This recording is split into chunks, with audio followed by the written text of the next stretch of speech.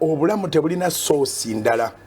si buyigirize bukuwa obulamu si sente zo zezikuwa obulamu si position zo holding and zezikuwa obulamu Katonda kayagaba obulamu. So from Tuesday to Tuesday batusinkana oba dirwa mwako mukusinkana ne bamba mwasinkanye jjo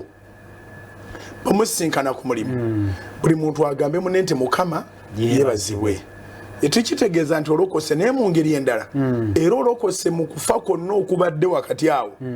kubanga bw'oba otyuniza emikutu egirina ebirango ojja kulaba nti buli lunaku lina ebirango ebyumala ne biremerawo nga babika abaafudde buli lunaku kaakati ate nekyo tukinootinge nti buli katikitiki wabeerawo afa mu nsi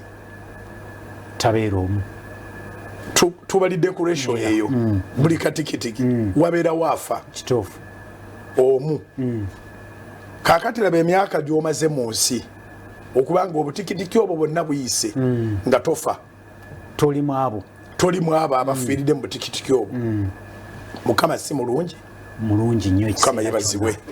Yesu yebazibwe nnyo aweebwa ekitiibwa ekyo singa Katonda atuyamba olwaliro omunnyo okumakya ate mu misingi nekiyingira mu mitima gy'abantu eggulu liba ligenda kwongera otusumululirira obulamu ewaffe Masaka nze gye nzaalibwa bagamba nti weebale amala ebintu kubanga buli lwakwebaza you get inspired owulira nga ogamba nti omanyi ne bo babeera bano abasigala ewaka kibi nnyo okuyingiranga ewaka nga tolina kyolese nga bakukulisaayo basanyufu biki oga nti abantu bange abankulisaayo